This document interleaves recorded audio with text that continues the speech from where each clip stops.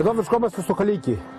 Το Χαλίκι μαζί με την Ανθούσα είναι τα μοναδικά χωριά στο νομό Τρικάλων που είναι χαρακτηρισμένα παραδοσιακά με προεδρικό διάταγμα του 1976.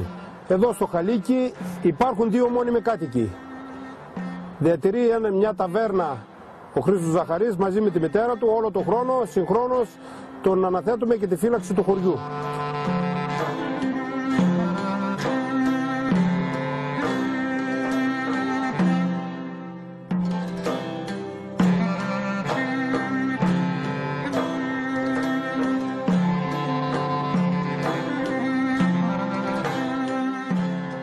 Το επάγγελμά μου είναι δημοσιογράφος και παλιός διαφημιστής.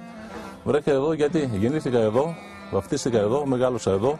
Οι γονείς μου είχαν 40 χρόνια μαγαζί, από το 50 μέχρι το 90.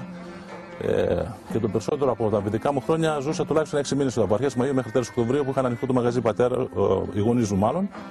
Και επειδή το Χαλίκι είναι χυμάζουσα κοινότητα, τους επόμενους μήνες ξεχειμονιάζουμε και στα Φάρσαλα και στη γύρω περιοχή όπου είναι ο κύριος όγκος των Χαλικιωτών, στα Τρίκαρα και στην Αθήνα.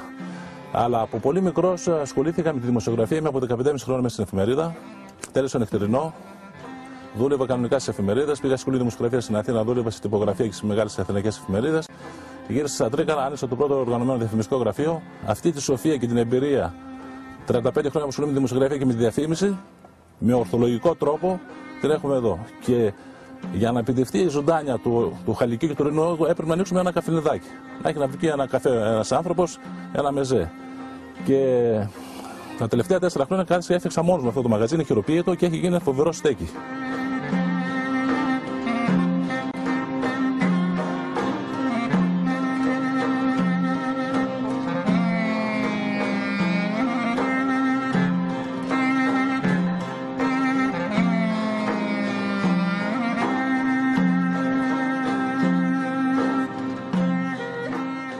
Λαβερλίγκα σημαίνει στα βλάχικα στρίφο γυρίζω.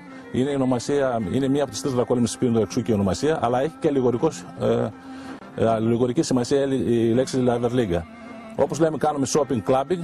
Στα βλάχικα, τη μια τη βρύγα λέμε κάνουμε μια γύρα στην αγορά, στα μαγαζιά, στην πόλη, στην πιάτσα και ούτω καθεξής.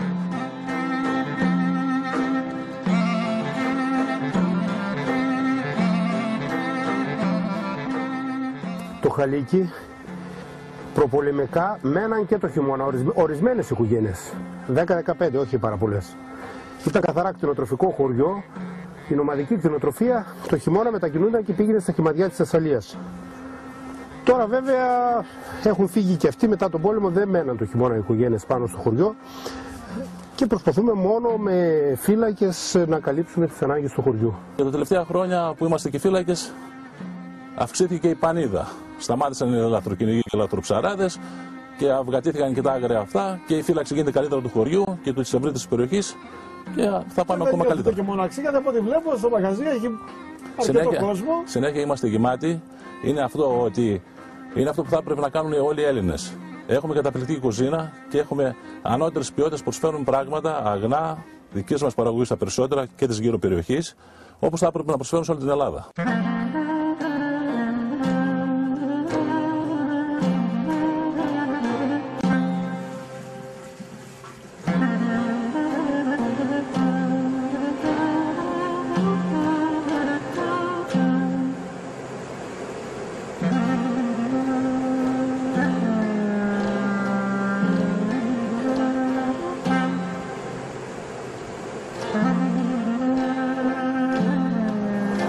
Έχουμε 7 γεφύρια στον Ασπροπόταμο. 2 στην Κρανιά, 2 στην Ανθούσα, εκ των οποίων το ένα είναι δίτοξο και εξυπηρετούσε τις ανάγκες των Καλαριτινών που περνούσαν μέσω του Ασπροποτάμου από το Θεσσαλικό κάβο προς Καλαρίτες. Και 3 στο Χαλίκι, πετρόκτιστα. Παλιότερα υπήρχαν περισσότερα, δεν συντηρήθηκαν, προπολεμικά μπορώ να πω, με αποτέλεσμα να καταρρεύσουν. Είναι κτισμένα όλα από το 17ο και 18ο αιώνα.